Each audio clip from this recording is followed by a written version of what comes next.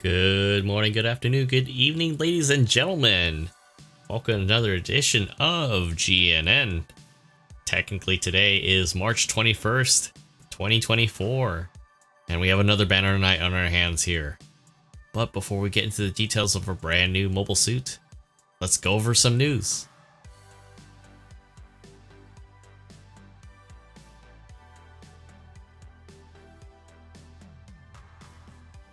Alright folks, before we get into our main event, I just want to say to start off, happy birthday to my mom. Both her and I share the same birthday, so just wanted the quick shout out there because I know a lot of you guys did not know it was my birthday yesterday. Technically, I like to keep that under wraps for the most part, but I do want to put more emphasis on my mom because she understands the work we do here. So anyways, our main event has been revealed, so you could say that Bandai sent me a cool birthday present in the form of the Geara Doga Psycommu test type. Now this is a Char's Counterattack MSV suit, which we'll get into the details very shortly, but we do have a special supply drop limited notice for the Silver Bullet level 2. So if you missed out on getting the suit during its primary banner when it first came out, this is your chance to get it. Also, the 700 version of the suit is also available during this limited supply drop, as well as its respective weapons for the level 2, so it is pretty cool. I don't know how it's gonna fare at 700, but if you feel like the need to have it, well, I can't stop you there. It is a pretty nasty suit at 650 alone, with the amount of range weapons that it has to offer. Practically the unicorn beam magnum that it has is pretty nasty to get hit by. But I am curious to see if anybody does get it for 700 and see how that fares in the sort of Banshee Norn and other raid nightmares in that ecosystem there. Changes to the recycle ticket is as follows though. We do have the full armor striker custom level 1, level 2 now being added, as well as the Aqua gun cannon Aqua, whatever order you like to say it. This is obviously a Thunderbolt suit. The level 1 now is available there. No changes to the DP exchange counters as follows. This upcoming weekend will be, I believe, the second week for the Torrington base fight in situation battles. We will skip on going over that again, but you can definitely check that on the news here. So our main event suit, the Geara Doga Psycommu test type, is a 550 cost raid, usable on ground and space.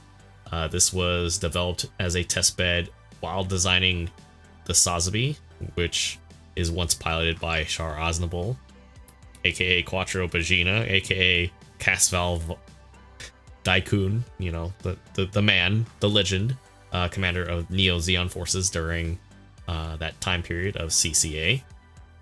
It is a Psycommu weapon-equipped prototype unit based on the Geara Doga and was developed during the Sazabi trial process, so hence the funnel-type weapons, the beam rifles inspired by that. Shield, not so much.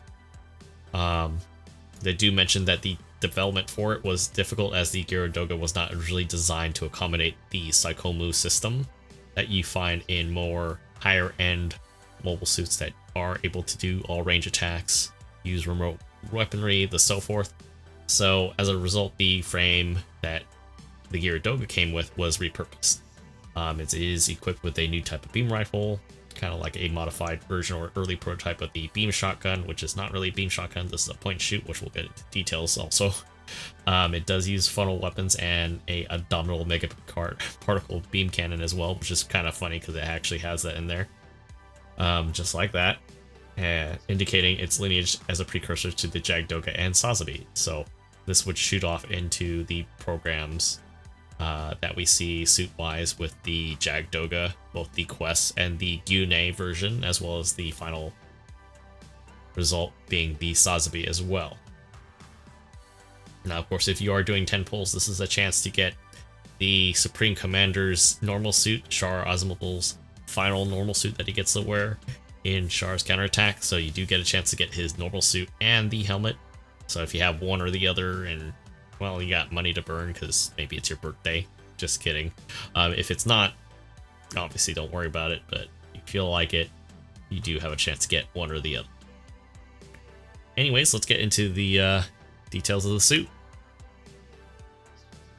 Alright folks, here we are with our brand new Geara Doga Psycommu test type. As I mentioned before, this is a 550 raid. 2-star does come in at priority 3. Space compatibility, so the turning speed does operate a little bit better than what you see here. So jumping into the details, we have a modest 20k HP, low 20s on both ballistic and melee resistance with a emphasis on beam resistance, as probably intended with a lot of the suits during that time period. The suit does come with a leaning towards range power versus melee. That's not to say you can't melee with it, but it does kind of offer, as you see with the kit that comes with it, a little more mid-line capability. Dropping down to the movement side of things, it has, I would say, something that's on par with most raids at that cost of 550, walking speed of 135 with a high speed movement of 215. So it is a little bit slower than some of the more specialized raids that are able to push 220, 230. Don't quote me on that, but I do believe there might be one or two, with an exception, that are in 550. Thruster gauge is pretty nice, sitting at 75. Of course, the more boost that a raid has, the more it's able to utilize that maneuver armor. So I'm pretty sure that people will probably add more onto it to make sure it's more efficient. Unfortunately, looking at the custom part slot spacing here, even if we were to expand the custom part slots, it doesn't allow for a lot of thrust per se, especially if we're incorporating other things as well. Turning speed is at 69, which is pretty nice, but in space it does kick up, I believe, another 3 or 4 points, so it's going to be pretty nasty to fight, and I'm pretty sure some of the more talented people in GBO2 can make this sing and dance. Alright folks, going into the primary ranged weapon that we have, the Psycommu Doga, as the variant version of the beam rifle that comes with the SASB. Coming in at 2100 base power, 4 shots, and 400 effective meters. It's got a pretty good cooldown time and reload time, sitting at 5.5 and 13 seconds reload, respectively. It is the only weapon that you can equip with it, so sorry, you can't throw anything else on there. The primary weapon has the sort of Jag Doga inspired beam saber. I guess, you know, obviously they're calling it a different name, but it is literally the same one that the Jag Doga comes with, just under a different name, with a base power of 2300, 2.5 second cooldown time between swings, or just the cooldown in general, and basically it's the only weapon. Jumping into the sub-weapon category, we have the awesome abdominal mega particle cannon. It's a diffused mega particle cannon, get it right? Anyways, it comes at a base power of 1500, overheats instantly once you discharge it, at an effective range of 250 meters, 15 second overheat time, with a very quick 2 second charge time. So the nice thing, cool thing about this is that it's nice and cool. Don't worry, there's more than that, but you are able to charge this not only on the move, but charge this while you're boosting. So very much like the mass production double Zeta, some of the other suits that have this sort of mechanic in place, this is going to be a very nasty suit to deal with in a, we'll say, more proper situation. Jumping into some of its other stun build options, you do have the focus fire funnels. They do kind of just pop out and poke at somebody. Base power 200. It's a one-time use because it instantly overheats with an effective range of 300 meters, and it overheat time of 18 seconds. So this is going to be one of those, you launch fire, you move in, or you reposition, because the only other option that you have as a ranged attack, lock-on range attack, is a 3 times incom rapid firing type of option. Comes in of base power 275 with a heat rate of 22%. So I'm not sure how many times you can lock on and let this go, but it does kind of fill in that close range lock on if you're playing a quarter. 1.5 second cooldown time with a 15 second overheat. So it's pretty nice. You have two different options here to kind of play corners there, play behind cover, kind of work your way in, poke around, that sort of thing. You also have the underbarreled grenade launcher for the beam rifle, which comes in at a base power of 1200, 5 shots, 250 meter effective range, 6-second cooldown time, and 16-second reload. So this is really nice because you can always chain stuns here, especially if you've been practicing that way. If you haven't, well, that's a different story, but you should. But looking at this, you do have a lot of different, I wouldn't say mid-lining options, but I would say you do have options to kind of like stay out of melee if it doesn't seem very favorable for you. Even though like we know the stats are leaning towards that range power, a lot of times getting that quick downswing can help your team out as well. And this suit has the tools to work for it. Of course, jumping into the lovely shopping list of skills that this has. This does have the Assault Booster level 1, so it's one level less than the Hyakushiki that's also at this cost range. Which kind of makes me kind of scratch my head a little bit, but it is what it is. You got normal things like Balancers, back at level 2, MA2, Force Injector 2. Only has 2 swings. Would be kind of weird if it had 3, but, I don't know, maybe they might throw that in later down at the end of the month. Leg Shock, Absorber 3s, Double Roll.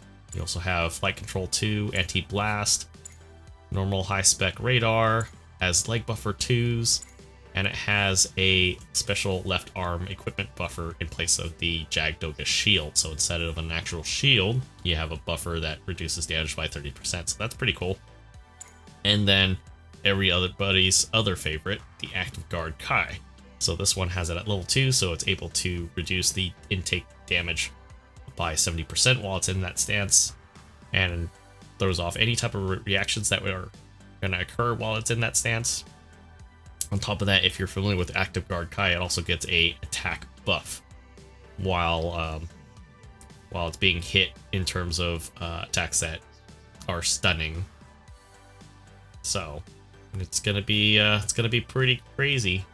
It looks good on paper as far as I can tell, but in my trial times with it, I had like maybe one decently good run, one that got close, and then just a whole bunch of ones where they weren't the greatest. And so, all right, folks, that concludes tonight's recap of our brand new Psycommu test type, Geara Doga.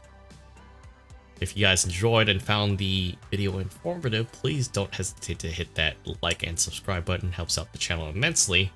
But more importantly, I want to know what you guys think about the new suit. Is it as good as it looks good on paper? Do you think it's worth pulling? What do you think about fighting it? Have you ran into it in the past day or so by the time you guys see this?